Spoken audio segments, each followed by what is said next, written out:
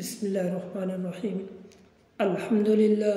अल्हम्दुलिल्लाहि रब्बिल आलमीन वस्सलातु वस्सलामु अला सय्यिदिल अंबियाइ वल मुरसलीन अम्मा बाद फ़अऊज़ु बिल्लाहि मिनश शैतानिर रजीम। बिस्मिल्लाहिर्रहमानिर्रहीम। इन्नमा यख्शल्लाहु मिन इबादिहिल उलमा।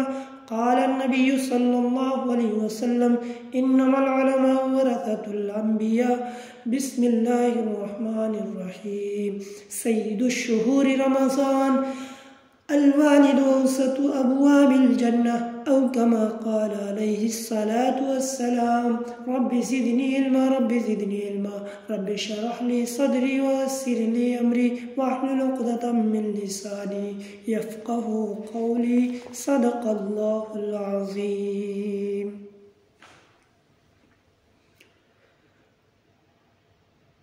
मोहतरम बुजुर्गों, दोस्तों और अज़ीज़ साथियों, अल्लाह तबारक व तआला का करम हुआ, फज़ल हुआ कि अल्लाह तबारक व तआला ने हमें जुमा की नमाज पढ़ने के वास्ते से यहाँ आने की, बैठने की और सुनने सुनाने की तौफीक अता फरमाई। और मज़ीद करम ये हुआ कि अल्लाह तबारक व तआला का करम देखिए कि नबी का फरमान है सय्यिदुश शुहूरि रमज़ान कि तमाम महीनों का सरदार रमज़ान का महीना है। और जुमा के बारे में भी कहा गया यौमुल जुमुअतु सय्यिदुल अय्याम कि तमाम दिनों का सरदार जुमा का दिन है। तो मेरे दोस्तों, आज दो सरदार जमा हो गए, एक रमज़ान का महीना और दूसरा जुमा का दिन, जिसे तमाम दिनों का सरदार कहा गया है। अल्लाह तबारक व तआला हम सबको रमज़ानुल मुबारक की कदरदानी की तौफीक मरहमत फरमाए। मेरे दोस्तों,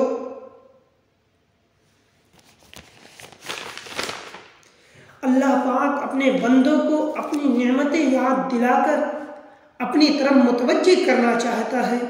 आप देख लीजिए कि गैर रमज़ान में मस्जिदों में उतनी भीड़ नहीं होती है, मस्जिदों में उतनी सफ़ाई भरी हुई नहीं होती है, मस्जिदों में उतने इंसान, इतने आदमी दिखाई नहीं देते हैं जितने कि रमज़ान मुबारक में दिखाई देते हैं। लेकिन रमज़ान मुबारक का महीना जब आता है तो मस्जिदें खचाखच भर जाती हैं, मस्जिदों में जगह कम पड़ जाती है, मस्जिदों में सफ़ाई कम पड़ जाती है, मस्जिदों में बहुत तादाद में इंसान जमा होते हैं। मेरे दोस्तों, यह रमज़ान मुबारक का महीना है, अल्लाह की नेमत है। अल्लाह तबारक व तआला अपने बंदों को अपनी नेमतें याद दिलाकर अपनी तरफ मुतवज्जिह करना चाहता है और इंसान को यह बात याद दिलाना चाहता है कि आखिर इंसान का मकसद क्या है। इन्नद दुनिया खुलिकत लकुम व इन्नकुम खुलिकतुम लिल आखिरह कि ए इंसान, सारी की सारी दुनिया की चमक, दुनिया की रौनक, दुनिया की धमक, दुनिया की ज़ेबाइशें, दुनिया की रंगीनियाँ इंसान तेरे लिए बनाई गई है और तो आखिरत के लिए बनाया गया है। मेरे दोस्तों, अल्लाह तबारक व तआला इंसान को ये बात याद दिलाना चाहता है और इंसान को अपने मकसद को पहचानना चाहिए। मेरे दोस्तों, बड़ा प्यारा शेर है और इस शेर का मिस्ताक बन जाना चाहिए कि दुनिया में तो हूँ मगर दुनिया का तलबगार नहीं, दुनिया में तो हूँ मगर दुनिया का तलबगार नहीं, बाजार से गुजरता हूँ मगर खरीदार नहीं। ये मोमिन, ये सच्चे पक्के मोमिन दुनिया में तो होता है लेकिन दुनिया का तलबगार नहीं होता है। ये दुनिया का तलबगार नहीं होता, ये सांस लेने के वक़्त, जीने के वक़्त अपनी ज़िंदगी को गुजारता है, अपनी ज़िंदगी को इस दुनिया के अंदर खर्च करता है, अपनी ज़िंदगी को अल्लाह के फरमान के मुताबिक लगा देता है, रसूल के सुन्नतों के मुताबिक ये मोमिन लगा देता है, रसूल की कही हुई बातों पर अमल करते करते अपनी ज़िंदगी को गुजार कर इस दुनिया से चला जाता है।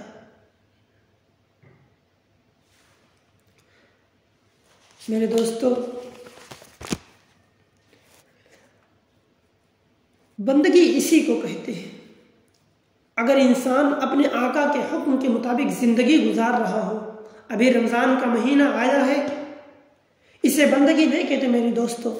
बंदगी तो उसे कहते हैं कि जो अपनी सारी की सारी ज़िंदगी, पूरी की पूरी ज़िंदगी नबी के फरमान के मुताबिक, अल्लाह के हुक्म के मुताबिक, नबी के सुन्नतों के मुताबिक ज़िंदगी बसर कर रहा हो, ज़िंदगी गुजार रहा हो, बंदगी तो इसे कहते हैं। वमा खलक़तुल जिन्न वल इंसा इल्ला लियअबुदून, कि मैंने जिन्नातों और इंसानों को, अल्लाह तबारक व तआला का फरमान है कि मैंने जिन्नातों और इंसानों को खालिस अपनी इबादत के लिए पैदा फरमाया। मेरे दोस्तों, ये दुनिया तज़ाद का मजमूआ है। यहाँ बुलंदी है तो पस्ती भी है, सर्दी है तो गर्मी भी है, बहार है तो खिज़ा भी है, दिन है तो रात भी है, सिद्क है तो किज़्ब भी है, आलिम है तो जाहिल भी है, बहार है तो खिज़ा भी है, फूल है तो कांटे भी है, दाइया कल्चर है तो दाइया लश्कर भी है। इसके हिकमत और फ़लसफ़ा से मालूम होता है कि एक ज़िद की पहचान उसी वक्त होती है जब उसकी दूसरी ज़िद मौजूद होती है।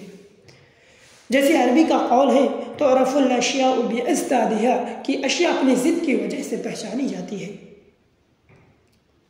मेरे दोस्तों, अजीज़ साथियों, अगर दुनिया के अंदर गरीबी का वजूद न होता तो इमारत की कदर न होती, अगर भूख का नामो निशान न होता तो शिकमशीरी की कदर कौन करता, अगर बीमारी न होती तो सेहत की कीमत कौन जानता, अगर बीमारी न होती तो सेहत की कीमत कौन जानता, अगर खिज़ा न होती तो फूलों की तौक़ीर कैसे होती, अगर मौत न होती तो ज़िंदगी की हिफाजत कौन करता, अगर जहालत न होती तो हुसूल इल्म के लिए इंसान मशक्क़त क्यों उठाता। इल्म को हासिल करने के लिए छोटे छोटे बच्चे और ये जो नौजवान बच्चे अपने इल्म को हासिल करने के लिए ये बड़े बड़े शहरों में, दूर दूर के मदरसों में क्यों जाते। अगर इल्म हासिल ऐसे हो जाता तो ये लोग क्यों जाते, अपने माँ बाप को छोड़कर, अपने माँ बाप को त्याग करके, अपने माँ बाप को सेक्रीफाइस करके ये बच्चे, छोटे छोटे बच्चे इल्म हासिल करने के लिए, हिफ्ज़ करने के लिए, आलिम बनने के लिए दूसरे मदरसों में नहीं जाते। मेरे दोस्तों, जब इससे पता चलता है कि अगर दुनिया के अंदर ज़लालत और गुमराही की तरफ बुलाने वाले मौजूद हैं तो ज़रूरी है कि अंबियाए किराम भी मौजूद हो, तो ज़रूरी है कि हक़ व सदाकत और अमन व खैर की बातें बताने वाले भी मौजूद हों। जब दुनिया के अंदर बुग़्ज़ और हसद और कीना कपट को पैदा करने वाले मौजूद हैं तो ज़रूरी है कि उन शुकूक व शुबहात के कांटे निकाल कर ईमान व यकीन की रोशनी पैदा करने वाले भी मौजूद हों। जब दुनिया के अंदर ये दुनिया फ़िरौन और क़ारून के वारिसों से दुनिया खाली नहीं, तो ज़रूरी है कि अंबिया के वारिसों से दुनिया खाली ना हो, बल्कि दुनिया के अंदर किसी भी चीज़ का वजूद इतना ज़रूरी नहीं है जितना उलमाए हक़ का वजूद ज़रूरी है। मेरे दोस्तों, मगर है अफसोस कि आज का इंसान, आज का ये तबका, आज का इस दौर के मुसलमान, मेरे दोस्तों, आज उलमा को हक़ारत की निगाह से देखते हैं। अगर कोई नादान इंसान उलमा को उनके आलिम होने, हुफ़ाज़ को उनके हाफिज़ होने की वजह से हक़ारत की निगाह से देखता है, उनसे नफ़रत करता है, तो मेरे दोस्तों याद रखिए, अगर कोई इल्म आलिम दीन से, उसके इल्म की वजह से या हुफ़ाज़ को उसके हिफ्ज़ से होने की वजह से, हाफिज़ होने की वजह से नफ़रत करता है तो ये कुफ्र है। और अगर कोई शख्स आलिम किसी आलिम को उसकी हरकतों की वजह से नफ़रत करता है तो उस शख्स को ज़रूरी है कि वो दूसरे उलमा से अपना ताल्लुक़, अपना मोहब्बत कायम रखे। और अगर कोई अपना एक आलिम की वजह से सारे आलिमों से रिश्ता तोड़ लेता है, सारे आलिमों से ये दुश्मनी कर लेता है, तो ये इंतहाई दर्जे की हिमाकत और बेवकूफ़ी है। अजीज़ साथियों, आप एक लम्हा के लिए सोचें, अगर दुनिया के अंदर उलमाए हक़ न होते तो क्या होता। इस बात में शक नहीं कि अल्लाह ताला का दीन किसी का मुहताज नहीं, लेकिन यह आलम असबाब है, तो इसके पेश नज़र ये कहा जा सकता है कि अगर उलमा न होते तो अवाम अक़ाइद और इबादत और हलाल और हराम के मसाइल से गाफिल रहते। अगर उलमा न होते तो कुरान और हदीस के तराजुम और तफासीरें न होती। अगर उलमाए हक न होते तो मुल्हदों और बिदातियों को दीन में तहरीफ करने से कोई नहीं रोक सकता। मेरे नबी का फरमान है कि 3 शख्स ऐसे हैं जिनको मुनाफिक के सिवा कोई शख्स जलील नहीं समझ सकता। एक आलिम हक, दूसरा आदिल बादशाह, और एक वो शख्स जो इस्लाम की हालत में बूढ़ा हुआ है। और मेरे नबी ने फरमाया कि तुम आलिम बनो या तालिब इल्म बनो या सुनने वाले बनो या इल्म और उलमा से मोहब्बत रखने वाले बनो, लेकिन 5वीं किस्म में दाखिल न होना, वरना हलाक हो जाओगे। मुहद्दिस कबीर इब्न हजर अस्क़लानी रहमतुल्लाह अलैह फरमाते हैं कि 5वीं किस्म से मुराद उलमा से बुग़्ज़ और दुश्मनी रखना है। हज़रत अली फरमाते हैं कि नबी करीम सल्लल्लाहु अलैहि वसल्लम का फरमान है कि 5वीं किस्म से मुराद उलमा से बुग़्ज़ और दुश्मनी रखना है।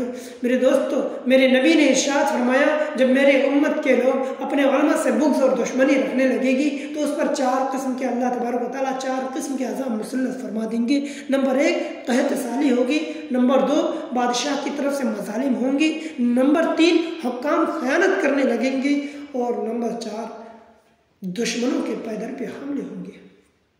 मेरे दोस्तों और अजीज साथियों, फिर भी तो सोचिए, अगर आपसे कहा जाता है कि उलमा का अदब व एहतराम ज़रूरी है, तो ये बात कहने वाले में और आप तो नहीं, बल्कि अल्लाह के रसूल ने और अल्लाह तबारक व तआला और अल्लाह के रसूल ने उलमा की ताज़ीम व तकरीम का हुक्म दिया। कभी अल्लाह के महबूब ने फरमाया कि मेरे उम्मत के उलमा बनी इसराइल के अंबिया की तरह है। कभी अल्लाह के हबीब ने फरमाया कि मेरे बाद सबसे सखी आदमी वो है जो इल्म सीख कर उसे सिखलाता हो, उसे फैलाता हो, उसे पूरी दुनिया के अंदर फैलाता हो।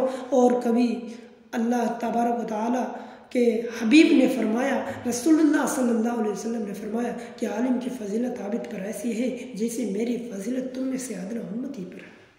मेरे दोस्तों, मैं आपसे 2-4 बातों की अपील करूँगा कि आप आलिम बनिए और अपने बच्चों को भी आलिम बनाइए।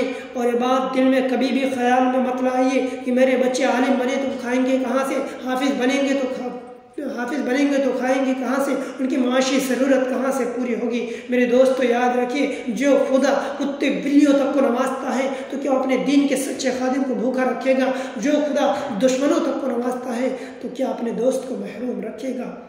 मेरे दोस्तों, याद रखिए, ये दुनियावी तालीम नहीं है जो दुनियावी तालीम हासिल करने के बाद दुनिया में ही रह जाती है। और कोई शख्स दुनियावी तालीम सिर्फ दुनियावी तालीम हासिल करता है तो ये बात याद रखिए और सब याद रखिए, ये दुनियावी तालीम इस दुनिया के अंदर, इसी दुनिया के अंदर दफन हो जाएगी। ये दुनियावी तालीम आखिरत में कामयाब नहीं आएगी, इस कामयाबी का जरिया नहीं बनेगी। ये दुनियावी तालीम कब्र की कामयाबी का जरिया नहीं बनेगी। ये दुनियावी तालीम जो हम लोग आजकल दुनियावी तालीम को हासिल कर रहे हैं, जो हम लोग दुनियावी तालीम हासिल कर रहे हैं, ये आखिरत में आपके कुछ भी काम नहीं आएगी, 1% काम नहीं आएगी। और जो शख्स इल्म हासिल करता है, दीन का इल्म हासिल करता है, इल्म दीन हासिल करता है, तो मेरे दोस्तों, ये दुनिया में भी काम आएगी और आखिरत में भी काम आएगी और कब्र की ज़िंदगी में भी काम आएगी और जन्नत में जाने का जरिया बनेगी। और याद रखिए कि इल्म दीन असल में ये दीन का इल्म है, इससे खुदा की मारिफत और दुनिया और आखिरत की कामयाबी नसीब होती है। और मेरे दोस्तों, दूसरी बात यह है कि अगर आप इल्म से महरूम हैं या आपके बच्चे इल्म से महरूम हैं तो कम उस कम उलमा से मोहब्बत कायम रखिए। इंशाअल्लाह आपकी मोहब्बत रायगा नहीं जाएगी। मेरे दोस्तों, मैंने खुतबे के अंदर जिक्र किया था अल-वालिदु औसतु अबवाबिल जन्नह, कि बाप जन्नत के बीच के दरवाज़ों में से।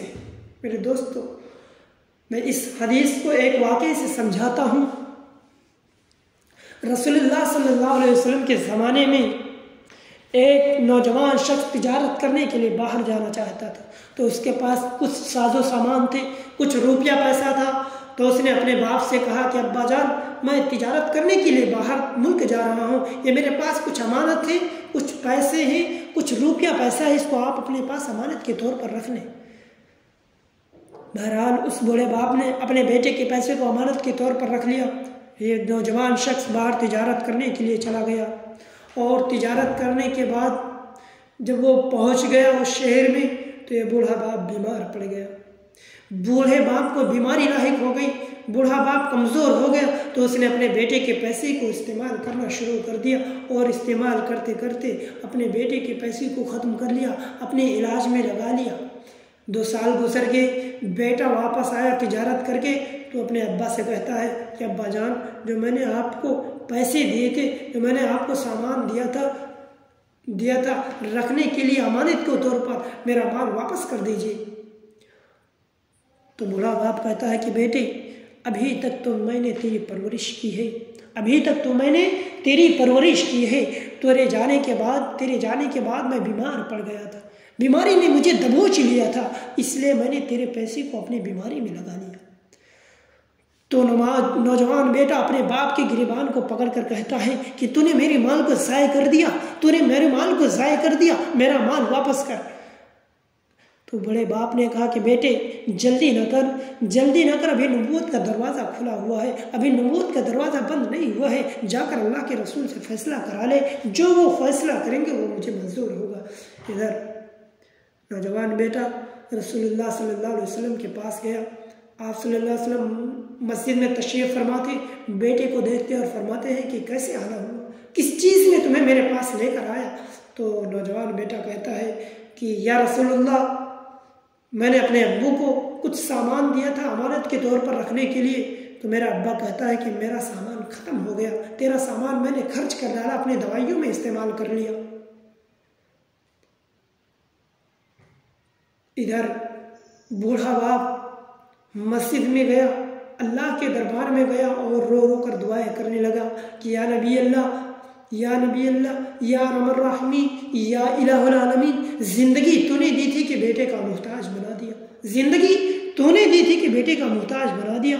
या इलाहुल आलमीन, कोई ऐसा फैसला करना कि मेरी ज़िंदगी भी संवर जाए और आखिरत भी संवर जाए।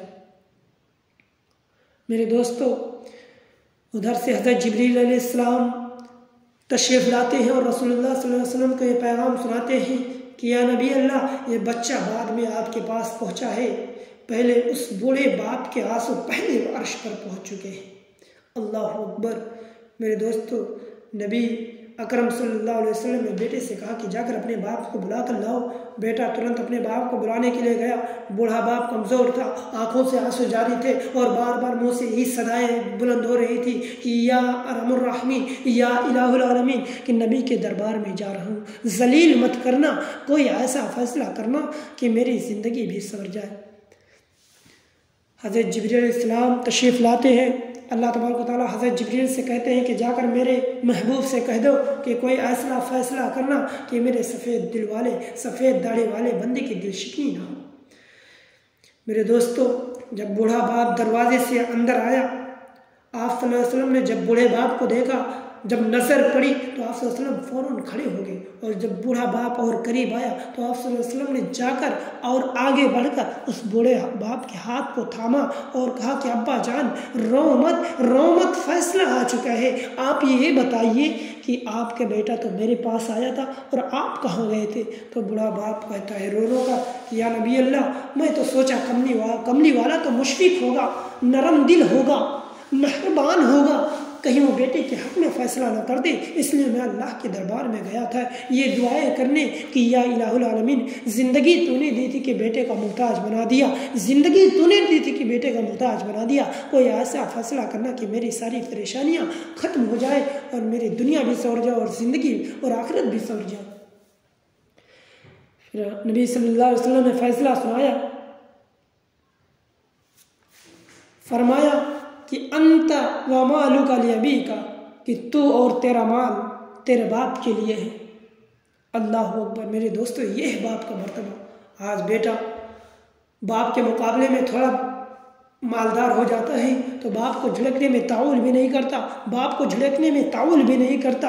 मेरे दोस्तों, याद रखिए, उस वक्त उस ज़माने में एक शख्स ने अल्लाह के रसूल से पूछा था मा हक़्क़ुल वालिदैन, कि वालिदैन का हक़ क्या है। तो उस वक्त अल्लाह के रसूल ने फरमाया था कि वमा जन्नतुका वनारुन, कि वही तेरी जन्नत है और वही तेरी जहन्नम है। इस हदीस का मतलब क्या है, इस हदीस का मफ़हूम क्या है? इस हदीस का मतलब है वमा जन्नतुका वनारुन, कि वही तेरी जन्नत है, वही तेरी जहन्नम है। अगर तुम अपने वालिदैन के साथ अच्छा सलूक करोगे, अपने वालिदैन के साथ अच्छा बर्ताव करोगे, अपने वालिदैन की परवरिश करोगे, अपने वालिदैन की रिस्पेक्ट करोगे, अपने वालिदैन की इज्जत करोगे, अपने वालिदैन की कहना मानोगे, अपने वालिदैन की कही हुई बातों पर अमल करोगे, अपने वालिदैन के बताए हुए तरीके पर चलोगे, अपने वालिदैन के बताए हुए तरीके पर चलोगे, तो मेरे दोस्तों वही तेरे लिए जन्नत है। और अगर तुमने अपने वालिदैन से नफरत की, अगर तुमने अपने वालिदैन से दुश्मनी की, अगर तुमने अपने वालिदैन की कही हुई बातों पर अमल नहीं किया, अपने वालिदैन की परवरिश नहीं की, अपने वालिदैन को छोड़कर दूसरे शहरों में चले गए, अपने वालिदैन को अकेला छोड़कर अपने बीवियों को लेकर अपने दूसरे शहर में लंदन चले गए, दूसरे देश में चले गए, तो मेरे दोस्तों ये सुन लीजिए, अल्लाह के रसूल ने फरमाया था वमा जन्नतुका वनारुन। और अगर तुमने अपने वालिदैन के साथ नाफरमानी की, उनके साथ बुरा बर्ताव किया, अच्छा सलूक नहीं किया, तो यही तेरे लिए जहन्नम। मुफलिसी हिस्से लताफत को मेरे दोस्तों, हमारे मुसलमानों, यही हमारी बेबसी का सबब है। मुफलिसी हिस्से लताफत को मिटा देती है, मुफलिसी हिस्से लताफत को मिटा देती है, बशर को बशर की ज़िंदगी भुला देती है, बशर को बशर की ज़िंदगी भुला देती है। आओ उस माँ की ज़ुबानी भी कोई बात सुने, रोज़ बच्चों को जो भूखा सुला देती है। अपनी इज्जत के भरोसे जो थी मजबूत खड़ी, आखिर एक रोज़ सर वो अपना झुका देती है, आखिर एक रोज़ सर वो अपना झुका देती है। अमानुल्लाह भाई, उसके दामन पे लगे दाग यही कहते हैं, उसके दामन पे लगे दाग यही कहते हैं, भूख तहजीब के आदाब मिटा देती है।